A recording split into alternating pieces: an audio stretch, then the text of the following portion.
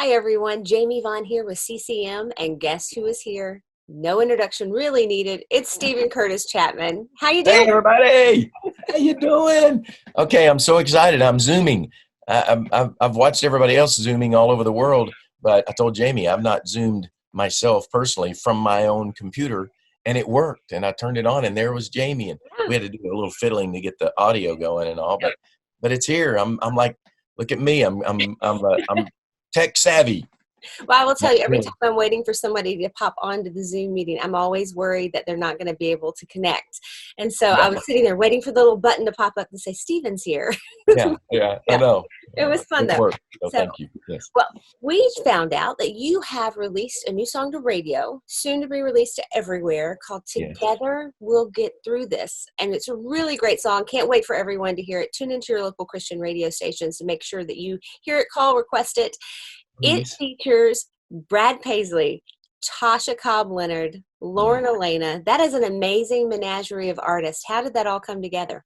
Yeah, well, it's a fun story and kind of crazy story because in a time like we are in and have been in for the last, several weeks, month, two, um, I, well, it all begins with a song, I guess is the way the story goes, especially here in Nash Vegas, where I live. And I have this habit, and some of you who know me, when something's sort of going on in my life and my head and my heart, I write a song about it. It's how I process life, and that's a lot of us, musicians do that. A lot of folks find a creative way to kind of process what's going on, and so I've done that for years, and I, uh, and it's not like I've set out saying, "Oh, okay, what's the song I need to write right now?" It was honestly, I found myself um, listening to, news and reports and trying to stay up. Now,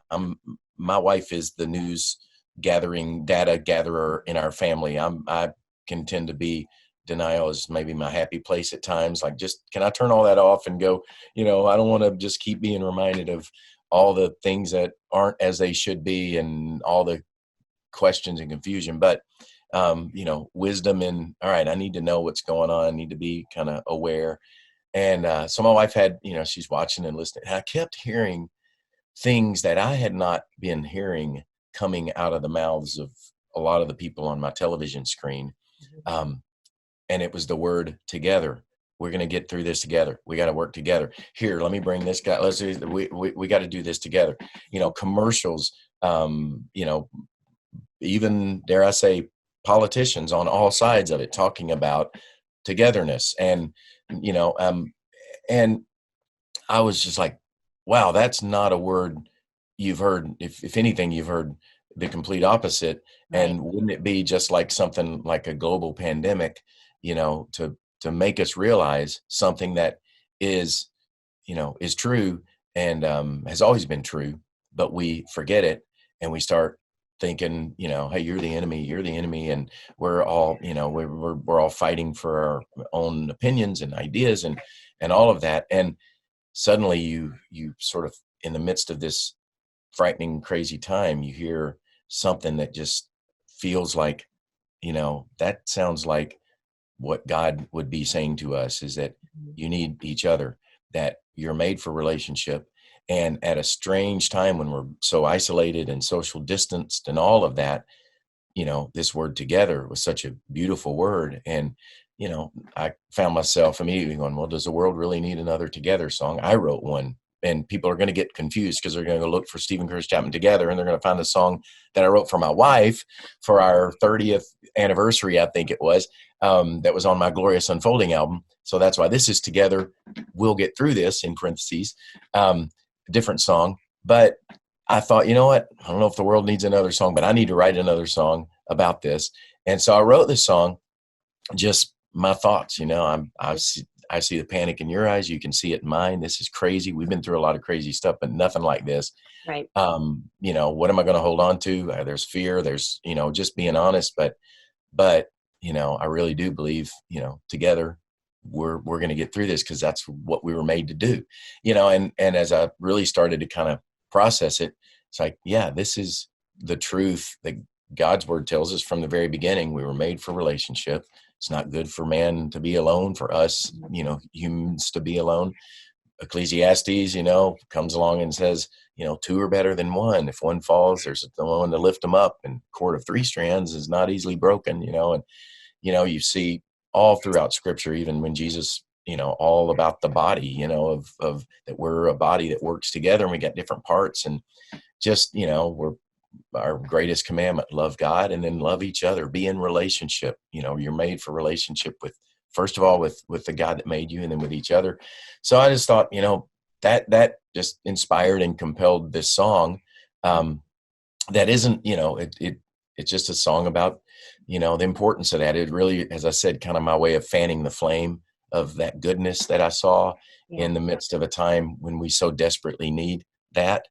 And so I get the song done and written and talking and play it for my wife, and I'm talking, different ones, my manager, and I'm like, it would really be great to do this song with some other people since it's a song about togetherness. Maybe I could do that. I've not really done that. I mean, I've done a duet with, different artists, and I've had, people come sing on albums as background singers or whatever.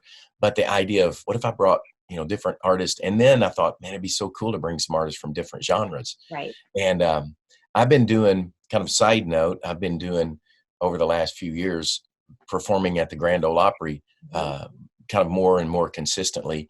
I kind of started there. My first performance at 19 years old on the Grand Ole Opry was when I was working at a place called Opryland USA. We used to have an amusement park here. I don't know if you remember that, but some people will. And it's now a big shopping mall right beside the Opryland Hotel. And it was built around the Grand Ole Opry building and had live music shows all around the park. And I got a job there out of high school. My brother and I got hired to be in a country music show. And I got an invitation to go sing on the Grand Ole Opry at 19, which was incredible, amazing opportunity. And Roy Acuff introduced me and forgot the words to He Stopped Loving Her Today, George Jones' great classic country song.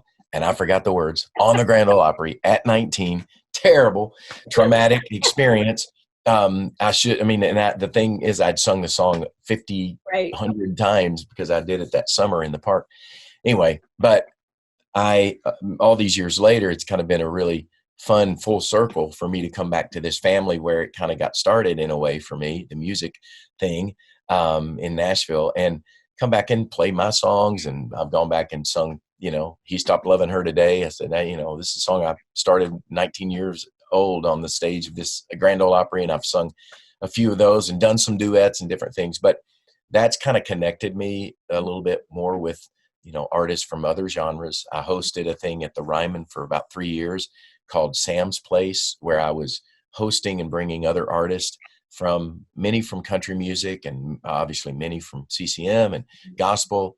And it was just such a cool collaborative thing for me. And I've loved that more and more at this point in my career, having the opportunity to do a lot of collaborations and things. So I thought, as I was just listening to the song, singing, I thought, man, who could just kill this is Brad Paisley. And I love Brad's music. He's a great guitar player. He's an amazing guitar player, great singer, songwriter. And I met him on a couple of occasions. I walked into a dressing room a couple of years ago to do a Glenn Campbell tribute after Glenn passed away. One of my heroes of music, Glenn Campbell, amazing singer and guitar player as well. And Brad and I, we were sharing a dressing room, and I had met him just briefly before, and it's like we got to talk and kind of talking about what big fans both of us as guitar players were of Glenn and his playing. And you always say, hey, one of these days let's do something together. But I'm thinking, man, that's Brad Paisley. I mean, he's hosting country music awards. He's on television doing commercials. I mean, he's not got time for me. But with this song, I just thought, you know what, I'm going to reach out and just see. And maybe there's a chance. So I didn't even have his contact. I'm one of those guys that's like, I'm not going to go, hey, can I get your number so I can bother you later and bug you? So I just kind of reached out to a mutual friend and said, is there a chance you would just let Brad know that I've got a song that I'd love to see if he might join me on? Mm-hmm. And this guy said, well, I'll reach out to him. And, if you hear from him, you do. If you don't, whatever. So Brad said, here's my email, here's my number. Tell him to reach out. Well, I'd sent an email.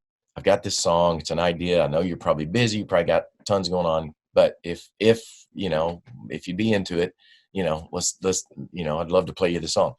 Well, I don't hear anything. And 3 days goes by and I'm thinking, yeah, he's just probably going, man, this Chapman guy's, whatever, bugging me.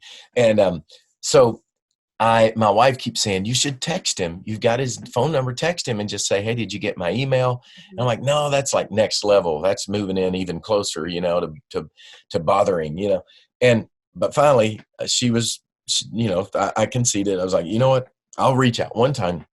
So I texted him, and as soon as I sent it, I'm like, I send it, and is he going to think I'm, weird? I'm bugging him. And immediately I see the little bubbles, going like he's responding. And so I'm like, hey, he's answering me. He's maybe leave me alone. I don't know what he's going to say. And immediately it pops up and he says, did you not get my email? I got your email 3 days ago. I guess it didn't make it. I'm in. I'm thrilled with this idea. I'd love to join you. Let's do it. And I was like, what? So I did a little happy dance, in the kitchen because I'm like, Brad Paisley's going to sing and play on a song. Right. So I was very excited. And so that was the beginning of it. We got on the phone, we talked about it. And in the same way, he's like, man, cause he's a brother. He's a believer. He's, when we talked before, he's like, man, I know your music. You kidding? I grew up on Stephen Curtis Chapman music, And so we started talking about just this theme. And he's like, man, it's crazy that, it would take something like a global pandemic to make us actually look at each other like maybe we're all in this together. Maybe we actually do, maybe we're not that different, and maybe you're not the enemy because now we need each other. Right. And we all feel the same fears and the same uncertainties and all of that. So it was really cool just getting to talk through it. And then he took it. The crazy thing was, we had to do this all remotely. So none of us were ever in the same room together. It was me sending him the tracks and him putting his stuff on it and then sending it back to me and my producer, Brent Milligan, my co-producer on it. And then, same feel. So from there, I said, what do you think? I should bring some other artists. It'd be great to have a female, vocal on here, and thought about different ideas. And somewhere in the process, Lauren's name was mentioned. My manager knew her manager and different ones. And we had reached out to some different people, and Lauren, same kind of story. She was like, I love, Christian music. I love Stephen Curtis Chapman. I grew up, my family will freak out that I'm doing a song with Stephen Curtis Chapman. And I had watched her whole American Idol journey and had really appreciated she was vocal about her faith, even on that stage. And I remembered even then thinking, I'd love to meet her someday. And she got a great voice and sweet, seems like a great heart. And so we got on the phone and told her what I was doing. And she's like, I'd love to join you. I'd love to be a part of this.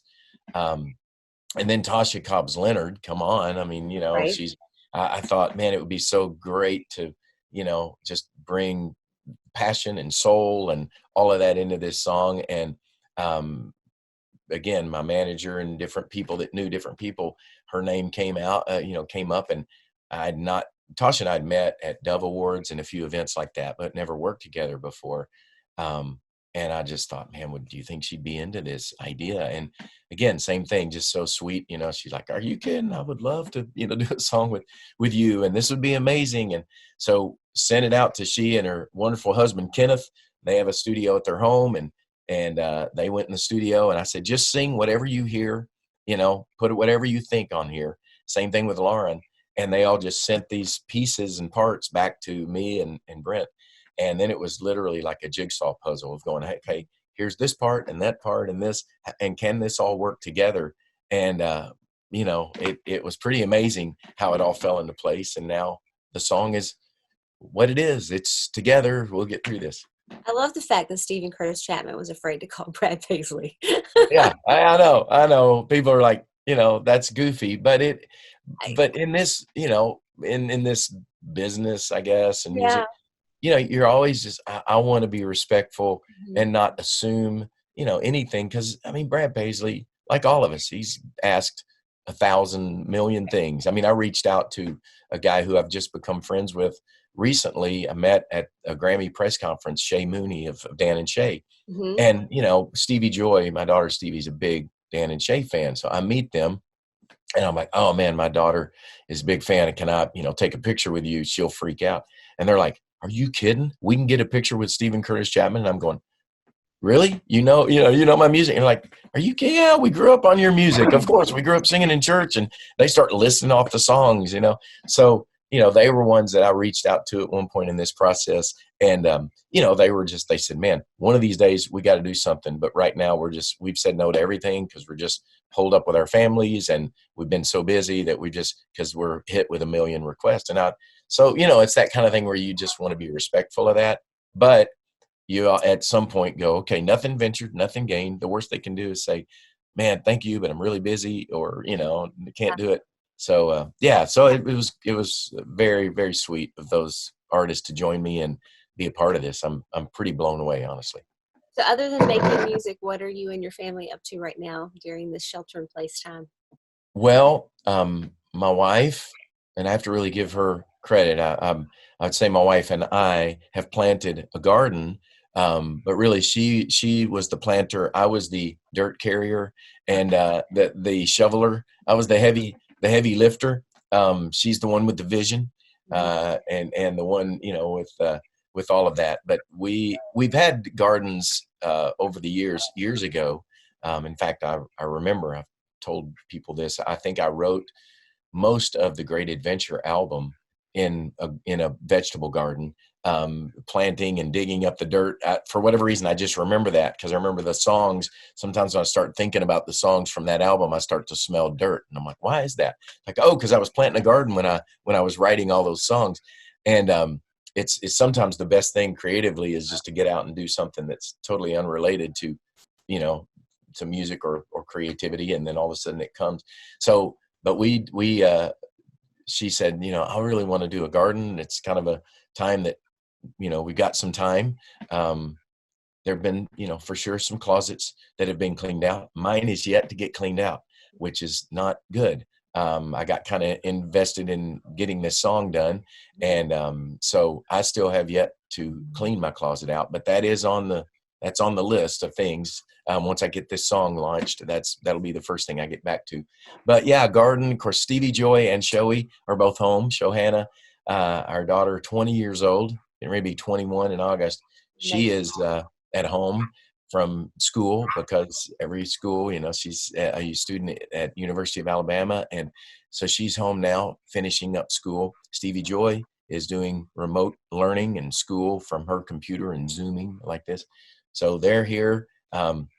It's been hard not seeing our grandbabies for quite a while, even though they're all 4 and 5 miles away. We've had to do drive-by birthday parties on 2 accounts where we just kind of gather in the front yard and, stay our distance, which I'm like, this is crazy. This is, these are our grandbabies, and yet you're having to try to be wise and careful and wait until, all things are, nobody's sick and nobody's going to get each other sick. So there's been, a lot of that going on around our home, but it's been good too. It's challenging, but really good to, just be able to be together. I've cooked lots. I've grilled out more than I have ever imagined grilling out, which has been awesome because I love doing that. So almost every meal I'm out on my grill, and which I've gotten pretty good at some things I didn't know that I could do. So yeah, it's been good. Now, I would be remiss if I didn't give you an opportunity to talk about Show Hope. How are things going there? Yes.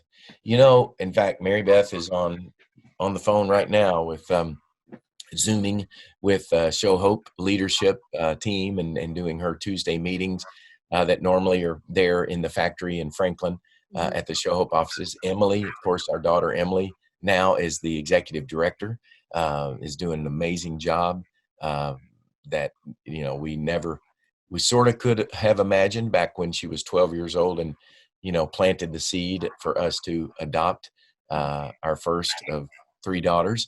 But to watch this full circle now at 34 years old and a mama herself of 3 girls, to be leading our charge with all of her intelligence and wisdom. And it's really been a remarkable thing. And we have been through a lot. I mean, this last year we have changes in China, even before coronavirus and COVID-19 and all of that conversation started. We had been experiencing a lot of challenges, unique challenges with the work that we were doing specifically in China. Just, geopolitical concerns and all kinds of things. It's just that things have changed remarkably there from, 10, 11 years ago when we started the work, and just trying to sense, what God was doing in this. And so we've had some, some changes that we've had to navigate with regards to our work there specifically.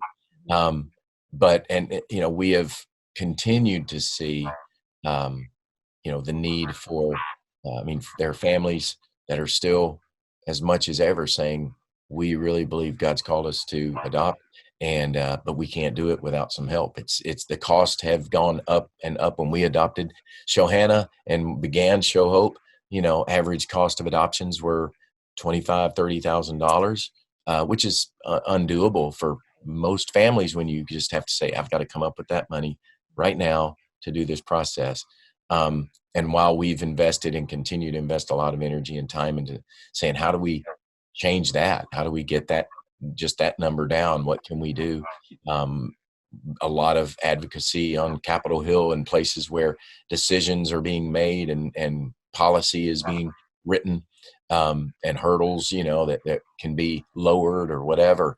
So that's a lot of what, we've been involved in. Honestly, Show Hope has from the beginning, and Emily is doing an amazing job, just even with that, going and sitting in rooms with thinkers and policy makers in Harvard, and being invited in, to represent Show Hope. And Emily says, I walk in and there's such respect, for the work that we've done. She's just been amazed even with that. And yet we're so excited and proud of her because she can go and hold her own and has such a articulate, so articulate about talking about the mission and what we do. Stephen, I would love to hear, what is your favorite lyric that you've ever written? Wow, that's tricky because I've written a lot of words. And so favorite would be really, really hard to pick out. I'd probably say the thing that comes to mind is probably because it's the song. When people say, what's your favorite song? And I always say, I can't pick a favorite song, but I'll tell you this. If I could only sing one song, what would that be? Of all the ones I've sung, I had a chance to do one more. So I guess it would be the lyric from that song. And it's very simple. It's not the most clever, crafted lyric. It's really just simply, my Redeemer is faithful and true. And I think it's just because I feel like everything else, if I write anything else I write, points to that, then I've done what I set out to do. So I'd say that probably is the one that I go to. Okay, and if you could have written any lyric or song, what would it have been? Wow, again, a long list of those. I've always loved the song The Living Years. Do you remember that song, Mike and the Mechanics? Actually, it's been covered by, I think, a few Christian artists as well. Because it's everything about it, the music, the way it makes you feel and what it says, what it communicates. It's heartbreaking and sad, but it's hopeful. So that I would say that. Yeah. Okay. So do you have a message of hope for our audience today? Something that they can cling on to during this time? There's one thought, and Mary Beth just wrote a beautiful blog. In fact, I would say go read Mary Beth's blog that she wrote for Show Hope just I think yesterday, or maybe it's coming out today even, or being posted. But we've discussed and talked, about just this amazing truth in Scripture that God tells us He knows when even a sparrow falls, and that He has the very hairs of our head numbered. That's a crazy, wild thought, but so much comfort in that, because all of us have such unique fears and challenges and struggles in this time. Stephen, thank you so much for stopping by to talk to CCM today. And everyone, please make sure that you request his newest single, Together We'll Get Through This. Thanks so much.